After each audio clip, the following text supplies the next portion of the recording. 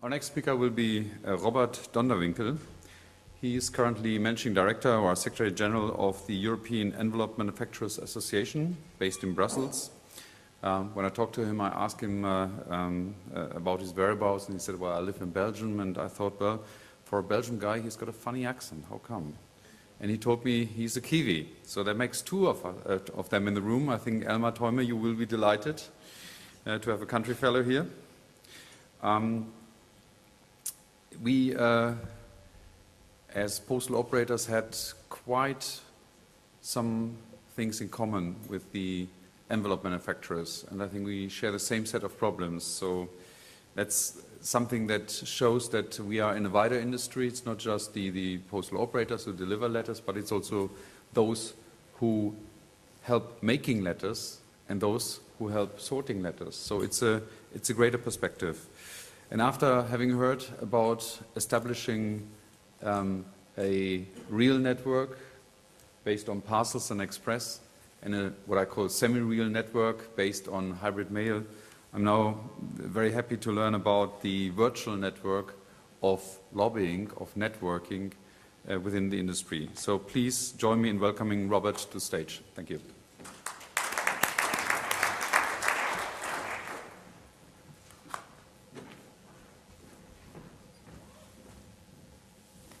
Thank you very much.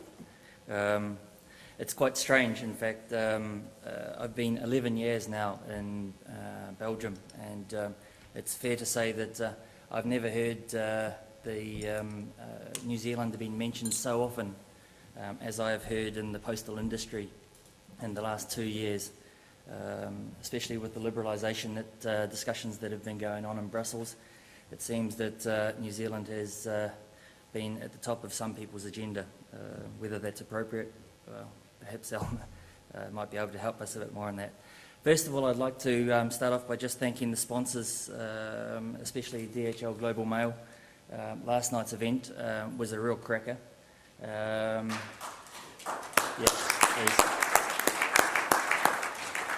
It was probably too good an evening and very unhealthy for the morning session. But it was very, very good. I'd also like to thank Triangle as organisers. I think this is a very well-run event. It's difficult economic times. We're all feeling it. Some of us more than others, but it is a very well-run event, and I'm very happy to be here. I think with some of the take-home messages that I received yesterday, some of you might have forgiven me for drinking my last beer last night and taking the first plane home this morning.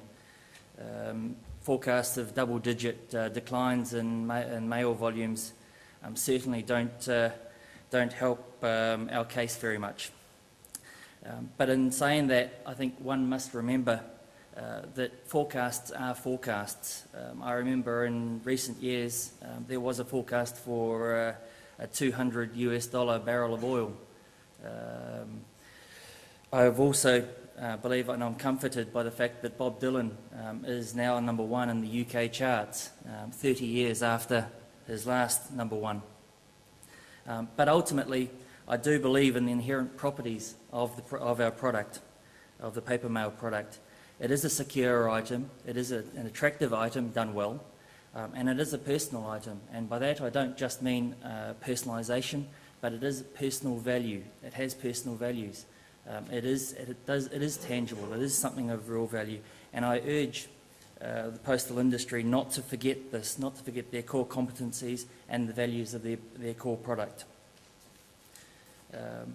I've been asked not so much to talk about lobbying in Brussels, but to talk about building customer relationships. I think the best way to do that is to split it into two parts, in fact. And when I prepared this presentation, the session topic was tools and techniques for staying afloat. I guess it's been changed to the fundamentals. I guess ultimately staying afloat is fundamental to any business, so therefore it still fits. But I'll split it up into building our industry and maintaining strong customer relationships. Before I do this though, just a bit about the European Envelope Manufacturers Association. Its actual acronym is FEPE. It's Fédération Européenne de Producteurs d'Enveloppe. I guess it was established when it was established in 1957. French was very dominant in the political scene, and France was, and so it maintains its French acronym, but it's more commonly known as the European Envelope Manufacturers Association. We represent more than 85% of our industry. Within this, the top 5 international companies comprise 70% of the industry, and they run 110 facilities located through Europe, from Russia across to France, down to Portugal, Greece, and up to Finland. So it is European-wide. The Envelope Manufacturers Association has been based in Brussels now since 2007. Our objective is to represent the political interests of our industry and also to support demand for our product. A bit about the industry. It's not significant, it's not big in terms of the context of this group, but we do have 2 billion euros of sales per annum, and we deliver approximately 100 billion items per year in Europe. So coming back to the presentation of building our industry and maintaining customer relationships in the mail business. The question that I started off with, is there a really valid business reason for doing it, or do we simply have our heads in the sand? It's really fundamental to what we are about. And when I do a quick check of some financial reports, and I'm not analysing the financial reports here, so don't kill me about one-offs and all sorts of other things going on in the financial reports. But when you look at a couple of the key players in the industry, TNT, for example, 65% of its operating profits came from its mail business, and Deutsche Post, more than 90% of its EBIT came from the mail business. And it's important to remember that as a core business. We're looking more widely, UPU statistics for European operators, more than 50% of the revenues is based in the letter and parcel post business, part of the business. So it is a significant part of our business. And I would also add one comment here when I talk about the fact, some of the discussions that were held yesterday. We have to be careful that we focus to a degree on our core competences and our core values. There is a saying that the grass is always greener on the other side of the fence until you actually get there, and I think you and we all need to remember that. So first part of my presentation is on building our industry. And I believe it's about working together, and I was happy to hear a couple of the speakers talk about working together in yesterday's presentations. Most notably, John Coughlin from DX, who talked about it a number of times during his presentation. And it's interesting because I find the fact that he's not a traditional postie person, that he's probably talking about it more so than others within the industry. And I think that is, again, also important to remember. And I've been surprised by the lack of generic interest in our product and in our industry. I think that there is a lot more we can do together. And I'll give you 2 examples that are going on in Europe today that we're involved in. The Print Sells campaign is a campaign that's been promoted by the paper industry. It's started in 2007. It targeted 400,000 direct mail specialists throughout Europe in 9 Western European countries.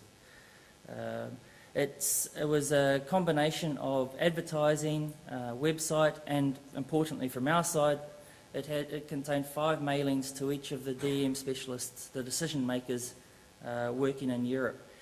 It is important, even in this day and age when we're going through these economic times, that we need to promote our product, and we need to promote it more and more if we want people to actually use our product. That campaign itself had a recognition in the first year of 23%. which is quite phenomenal as a campaign. And the total cost of it was somewhere around about 5 million in total cost, and that includes the mailings, that includes the envelopes from our guys, that includes the creatives, the content and everything else. It was very good value for money. We're now moving off into phase 2 of the project. Yes, print sells, it certainly does, but it does a lot more.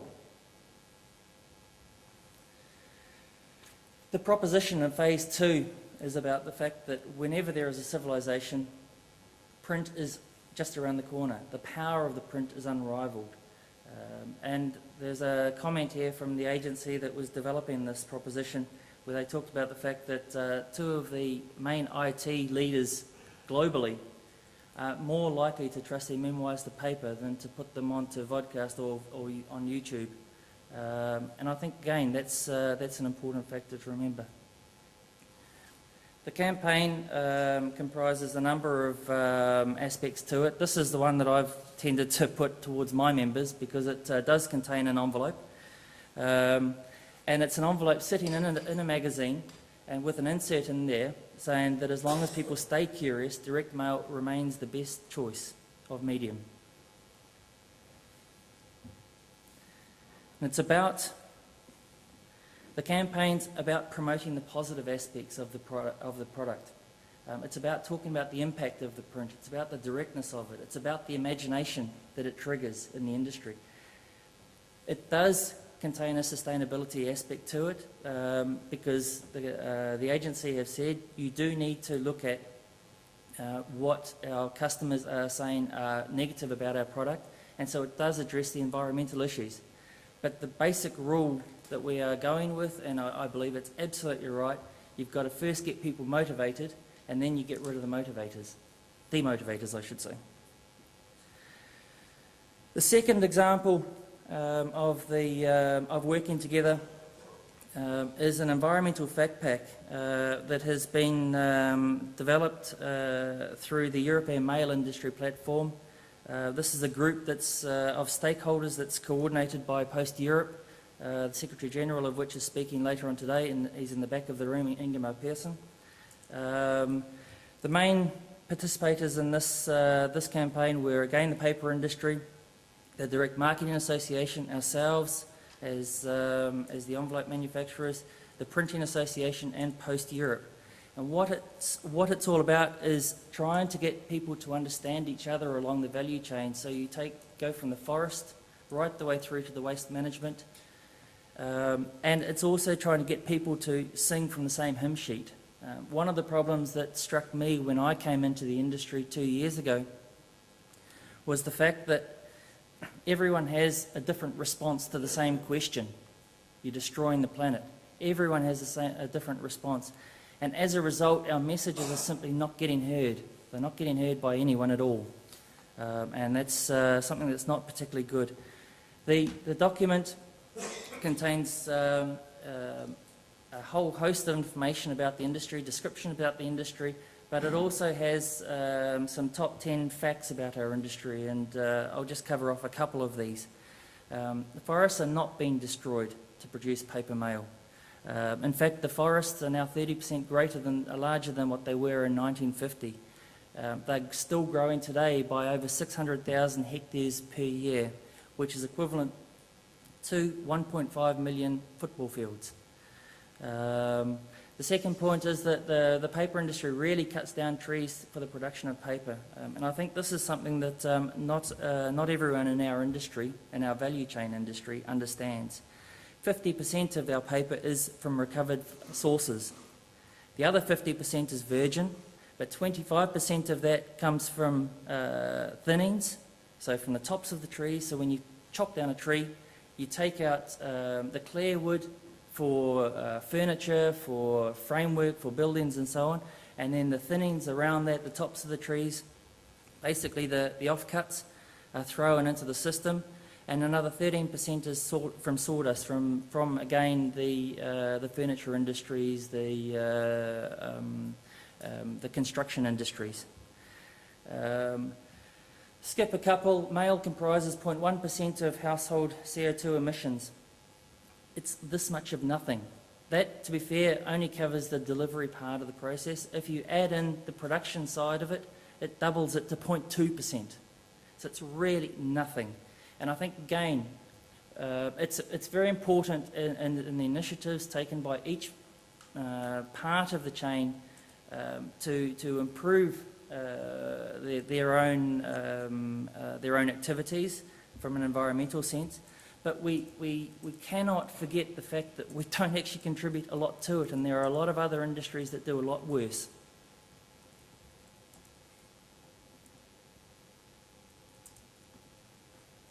There is no such thing as junk mail.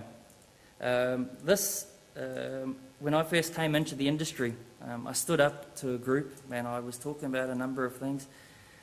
And I talked about junk mail, and there was a chap who stood up and he absolutely blasted me.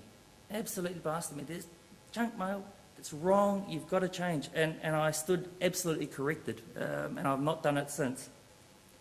The fact is that any piece of information you receive through your door is advertising and information that you can use or you may not use. It is a basic fundamental of any democracy that's operating. If you do not do advertising, then frankly, you're not going to find out what's going on around you. There is no such thing as junk mail. As soon as you finish with your product, you should put it in the recycling bin. It becomes a new product, just like an empty can of Coke. Finally, we are all investing to make further reductions, and again, that's also an important message to get across. So the second part of the, to conclude, the working together does have beneficial aspects to it to help us build our industry. The second part of the discussion is on maintaining customer relationships, and for this, I sort of sat back and I thought, well, who are our customers, what do they want, and what don't they want? So who are our customers? Again, I didn't do any analysis here. I just went through and did some basic checks. Effectively, B2B is about 25% of the business, B2C is 65% of the business, and C2C is give or take about 10%. So who are our customers? Our customers with 90% of the volume, our customers are business. And what do our customers want? They want an exciting product that allows them to retain their existing customer base and grow it. They want a proven delivery network, and again, you only have to look at the postal operators who deliver to 100% of the households in Europe. It also ensures there's also a high probability of that product being read. Studies have shown that it's at more than 70% if it's addressed, and especially more if it's a transaction piece. And there we lead into the trans-promotional side of the business, which I think is a very exciting prospect for the near future. And they want high response rates at a low cost. I don't know whether they want high response rates or they want the low cost. I suspect that they prefer to have the high response rates. They don't like to produce, no one likes to produce nothing. There was a study done a couple of years ago, and I still believe this holds real value in terms of what mail actually provides. There's a couple of key points here. The fact is that mail does provide a better impression of a company. They do believe it's a more professional means of communication. It is likely to grab attention and make people feel more valued. The flip side to that is that it's not so good for follow-up, and it's not so good at communicating brief messages. And I think that still today holds true. So what don't our customers want? They don't want to miss out on opportunities. The postal network is increasingly challenged by alternative mediums. Certainly people are moving into some of those mediums, and that's a very healthy thing in my view. They also want to give, as a result, we need to give our customers the confidence to use our product and not an excuse to invest in alternatives. And in that sense, we have to eliminate the negativity that's in our industry. Mail is declining by 4% per annum, 5% per annum, 2% per annum, and will continue to decline. Those might be facts within our industry, but when you go out to the general public and you keep talking about it, when you go out to the business world and you keep talking about that, you're only going to simply drive them away because they don't want to miss out on the opportunities. Really, mail is part of it, is changing. The mix of mail is changing. Mail is, the letter mail, for example, is now part of a wider media mix. But if you focus on the declines, then you're really doing a disservice because you're only going to drive people away. So I come to my conclusion. I do believe that the value chain, which includes ourselves and postal operators and the paper industry, the printers and so on, we must work together more. There are many more opportunities where we can add value to each other's parts of the business. And I believe that the industry's got to be a lot more positive if we want to retain our customer base. I was in the US last week, and a speaker stood up and said, "Mate, it's all about attitude." And I do believe that's right. Thank you very much.